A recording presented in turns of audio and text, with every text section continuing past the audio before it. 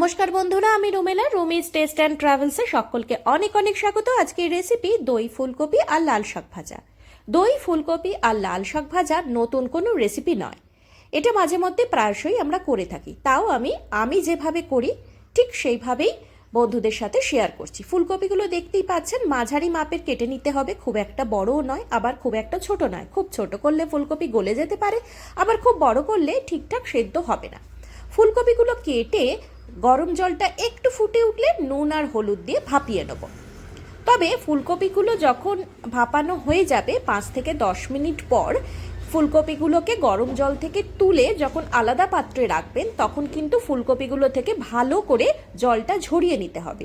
জল যদি ফুলকপির গায়ে থাকে তাহলে কিন্তু এরপরে যে কোটিংটা করব সেটা ঠিকঠাক হবে না। তাই মনে রাখতে হবে ফুলকপিগুলো ঠিকঠাক শুকনো করে নিতে হবে। এরপর একটা মশলা আমরা বানাবো, জাস্ট কিচ্ছু নয়, টক দই, জিরে আর ধনে গুঁড়ো মিশিয়ে ভালো করে একটা ব্যাটার মতন তৈরি করব। এই ব্যাটারটা আমরা যে ফুলকপি জল থেকে তুলে মোটামুটি শুকনো করে রেখেছি সেই ফুলকপির গায়ে ভালো করে ম্যারিনেট করে নিতে হবে। এই ম্যারিনেশনটা করতে হবে আপনার 10 থেকে 15 মিনিট হাতে সময় নিয়ে, মানে কোটিংটা যেন ঠিকঠাক হয়। এই কারণেই আমি বলছিলাম ফুলকপিগুলো যখন ভাপিয়ে আলাদা পাত্রে রাখবেন তখন ফুলকপির গায়ে যেন কোনো রকম জল না লাগে। জলটা আর কি ভালো করে ঝরিয়ে নিতে হবে, বা শুকনো পাতলা কাপড় দিয়ে, সুতির কাপড় দিয়ে ফুলকপির গা থেকে একটু ওপর দিয়ে মুছেও নিতে পারেন। দেখতেই পাচ্ছেন হলুদটা দিয়েছিলাম একটু কালারের জন্য ফুলকপিটা। আচ্ছা, এর মধ্যে কিন্তু আপনারা চাইলে গুঁড়ো লঙ্কাও ব্যবহার করতে পারেন, কিন্তু আমি রান্নায় খুব বেশি প্রয়োজন না হলে গুঁড়ো লঙ্কার ব্যবহার করি না, যতটা পারি অ্যাভয়েড করি, সেই জন্য কিন্তু এখানে গুঁড়ো লঙ্কা দিইনি। আর ওপর দিয়ে 10-15 মিনিট পরে একটু সর্ষের তেল ছড়িয়ে দিতে হবে। ম্যারিনেশনটা কিন্তু 15-20 মিনিট রাখতে হবে, এটা আগেও বলেছি। এরপর সর্ষের তেল নিয়েছি, সর্ষের তেলের মধ্যে একটু জিরে ফোড়ন নিয়ে ফুলকপিটাকে বেশ ভালো করে ভেজে নিতে হবে।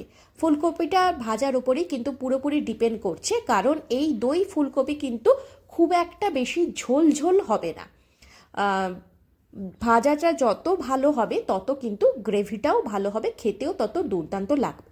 আচ্ছা, ফুলকপির সঙ্গে কিন্তু আমি কড়াইশুঁটিও একটু ভাপিয়ে নিয়েছিলাম, কারণ আপনাদের বললাম দই ফুলকপি কিন্তু ঝোল টাইপের হবে না, তাই খুব একটা জল দিয়ে সেদ্ধ করার ব্যাপার থাকবে না।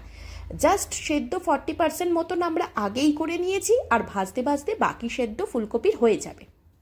ভালো করে ভাজার পরে, ভাজাটা কতক্ষণ করবেন, 15-20 মিনিট ভালো করে ভাজার পরে একটু টমেটো লম্বা লম্বা করে কেটে ওপর দিয়ে দিতে হবে। এখানে কিন্তু টমেটো পিউরি আমরা ব্যবহার করছি না, টমেটোটা জাস্ট দেখা যাবে।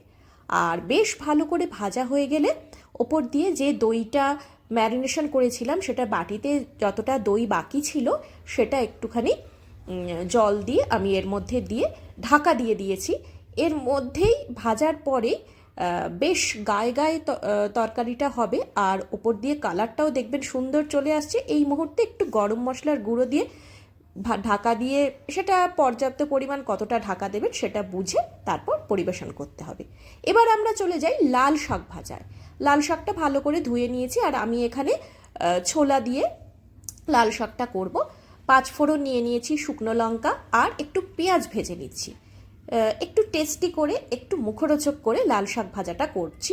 আবার অনেকে পেঁয়াজটা পছন্দ করেন না লাল শাকে, তারা অবশ্যই পেঁয়াজটাকে স্কিপ করতে পারেন। লাল শাক কিন্তু আমাদের শরীরের জন্য ভীষণ উপকারী, বিশেষ করে যাদের রক্তাল্পতা রয়েছে তাদের পক্ষে তো ভীষণ উপকারী, খাওয়াটা ভীষণ জরুরি, কিন্তু সবসময় আমরা হাতের কাছে পাই না কলকাতার বাইরে থাকলে। যারা ঝালটা কম পছন্দ করেন তারা লঙ্কার পরিমাণটা দেখবেন। আমি শুকনো লঙ্কা ফোড়নের মধ্যে দিয়েছিলাম, আবার কাঁচা লঙ্কাও 2 থেকে 3টে দিয়েছি। বাচ্চারা বাড়িতে থাকলে বা যদি ঝাল খেতে পছন্দ না করে তাহলে লঙ্কার পরিমাণটা বুঝে দেবেন। অল্প একটু নুন, হলুদ, স্বাদ মতো জিরে ধনে গুঁড়ো দিতে পারেন। ঢাকা দিয়ে সেদ্ধ করতে হবে। আর হ্যাঁ, ছোলাটাকে কিন্তু আগের দিন রাতে ভিজিয়ে ভালো করে সেদ্ধ করে নিয়েছি নুন দিয়ে, তারপরেই দিয়েছি এর মধ্যে। তবে ছোলা ভেজাতে যদি ভুলে যান, আমার টিপসটা ফলো করুন। রান্নার 1 ঘন্টা আগে খুব ফুটন্ত জলে যদি ছোলা দিয়ে রাখতে পারেন তাহলে তারপরে সেদ্ধ করে নিলে খুব খুব সুন্দর সেদ্ধ হয়ে যায়, মানে চটজলদি ভুলে গেছেন এরকম মুহূর্তে 1 ঘন্টা রান্নার আগে ফুটন্ত গরম জলে ছোলা রেখে দিলে তারপরে সেদ্ধ করলে খুব সুন্দর ছোলা সেদ্ধ হয়ে যায়। অল্প একটুখানি চিনি দিতেই হবে, শাকে একটুখানি চিনি না দিলে খেতে তো একদমই ভালো লাগে না। আমি দিয়ে থাকি, তবে চিনিটাও যদি কারোর পছন্দ না হয় চিনিটাকেও অবশ্যই স্কিপ করতে পারেন। দেখতেই পাচ্ছেন কত সুন্দর লাল শাক ভাজা হয়েছে, আর খেতেও তেমনই দুর্দান্ত। একটু রসুন কুচিও দিয়ে দিতে পারেন। তাহলে আমাদের রেডি হয়ে গেল দই ফুলকপি আর লাল শাক ভাজা। বন্ধুরা, পুরো ভিডিওটা কেমন লাগলো আমাকে অবশ্যই জানাবেন। ভিডিওটা ভালো লেগে থাকলে like, share, subscribe my channel Rumi's taste and travels. আর যারা ফেসবুক থেকে দেখছেন অবশ্যই রুমিস টেস্ট অ্যান্ড ট্রাভেলস পেজটাকে ফলো করে রাখুন। Bye bye and take